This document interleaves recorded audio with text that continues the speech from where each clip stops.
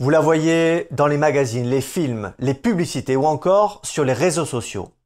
L'hypersexualisation est partout et à tous les niveaux de notre société.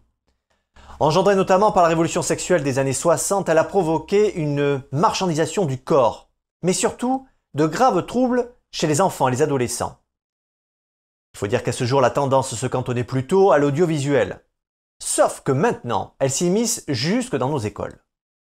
En effet, le ministre de la Santé vient de promouvoir diverses plateformes éducatives dont le but est de mettre à disposition des jeunes des contenus interactifs et des outils d'aide à la gestion de sa santé sexuelle. Sur le site On s'exprime, on y découvre par exemple des jeux de composition du plaisir qui invitent les jeunes à découvrir les gestes qui excitent. Une invitation à la masturbation, en somme, et à toutes sortes de pratiques sexuelles.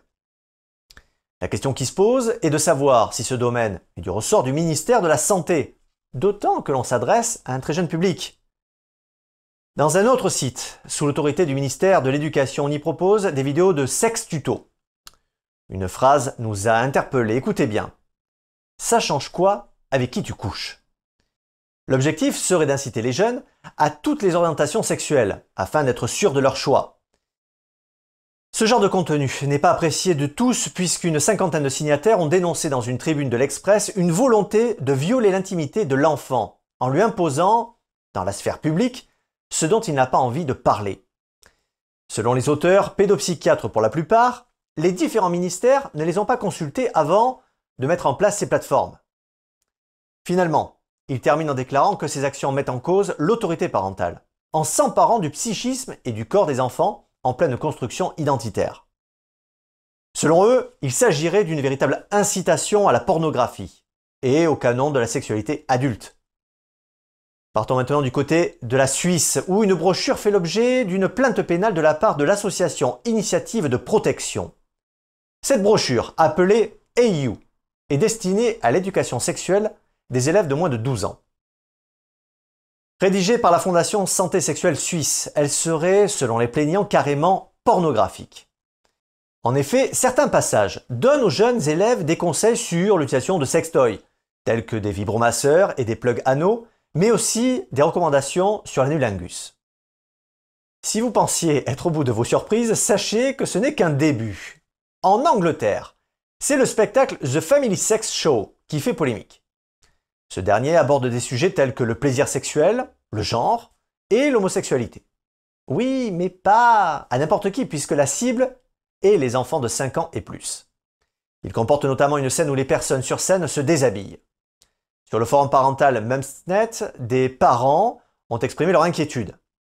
Dans un commentaire rapporté par le Daily Mail, un internaute a déclaré « Les gens qui veulent se déshabiller avec de petits enfants, avec lesquels ils ne sont pas parentés, sont un danger. » Un autre type de manifestation a aussi choqué des parents du monde entier. Il s'agit des Drag Queen Story Hours, où une drag queen raconte à de jeunes enfants des histoires de genre tirées de livres de contes.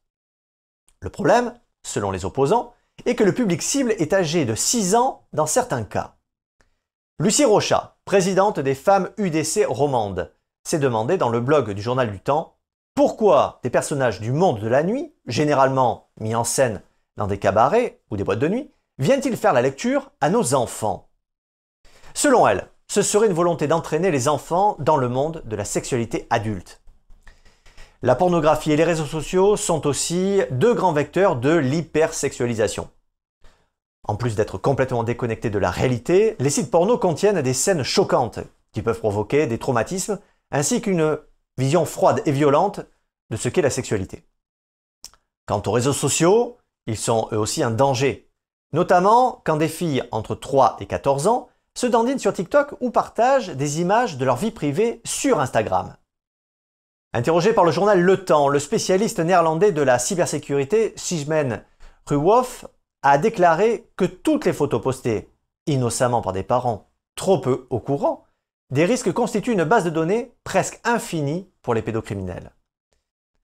La sociologue Roselyne Robert résume simplement que le modèle sexuel dominant en ce moment est non seulement pornographique, mais il est pédophilique.